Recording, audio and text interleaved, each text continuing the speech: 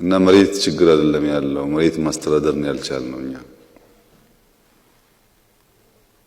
በእናንተው መሬት በእናንተው ባንክ ሀብት የፈጠሩ ሰዎች ዩቲዩብ እየቀለቡ አጀንዳ እየፈጠሩ የሚረብሹበት ሌብነታቸውና ሀብታቸው እንዲደበቅ ህዝቡን የሚያምሱበት ምስኪኑ ድሃ ደግሞ የሚሰቃይበት ከተማ ነው።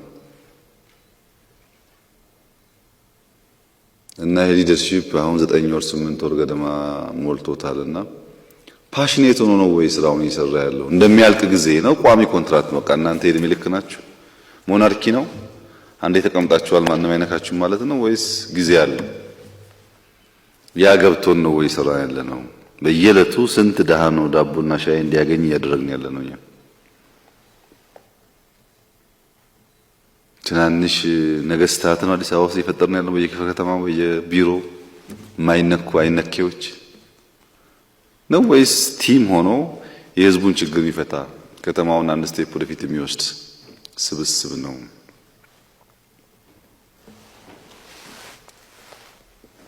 ገንዘብ የሌለው ሰው እናንተን አግኝቶ ችግሩን ተናግሮ ሊገለገል ይችላል ወይ? በጣም ብዙ የሚያሳዝኑት ታሪኮች ይሰማሉ አዲስ አበባ ውስጥ። ይችላሉ ሰዎች እናንተን ማግኘት? ሀብታም እናንተን ለማግኘት አይቸገርም፣ ደውሎ ይጠራቸዋል፣ በግ ያመጣላቸዋል። ድሃ ግን ተሰቃይቷል፣ አክሰስ የለውም። እዚህ ያለ የካቢኔ አባል ነው ጠያቂ እንካ ምራ አዲስ አበባን የሚያክል ከተማ ሀብታም ሰፊ ህዝብ ያለበት ስራ ተብሎ ጆሮ ቢሰጠው ለሐሜትና ለመቧደን መከራውን የሚበላው ካቢኔ ነው። ይሄ ገብቶን ነው ወይ እየሰራን ያለ ነው?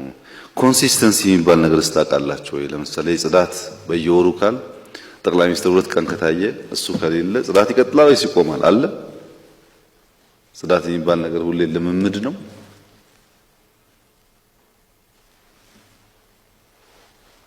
ሃውሲንግ ላይ ያለብን ችግር ለሃይ ራይዚንግ ነው የምትሰጡት ወይስ መሬት እየወሰዱ ለሚሸጡ ሀብታሞች ነው ሪል ስቴት እያላችሁ ቦታ የምታደሉት?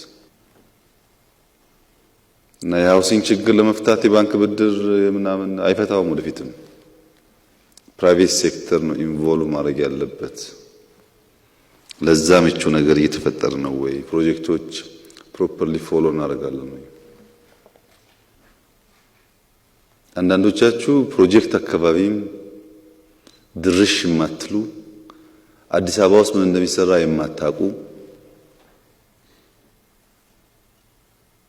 ፕሮጀክቱ ካለቀ በኋላ የፕሮጀክቱ ባለቤት ለመሆን መከራችሁን የምታዩ ናችሁ።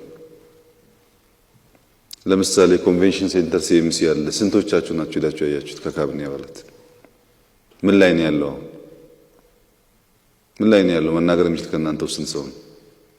አድዋ 00 ማን ናችሁ ሄዳችሁ ያያችሁት? ምን ላይ ነው ያለው?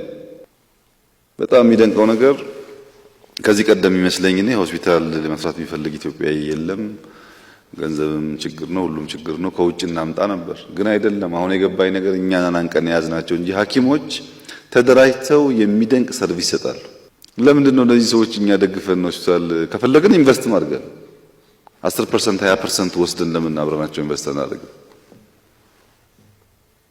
የሚሰራ ሰው ነው ችግሩ ወይስ እኛንን ስራ የሚሰሩ ሰዎች ዘርና ደም ምናምን ስንቆጥር እየዋል የሚሰሩ ሰዎች እንቅፋት እየፈጠርን ያለነው?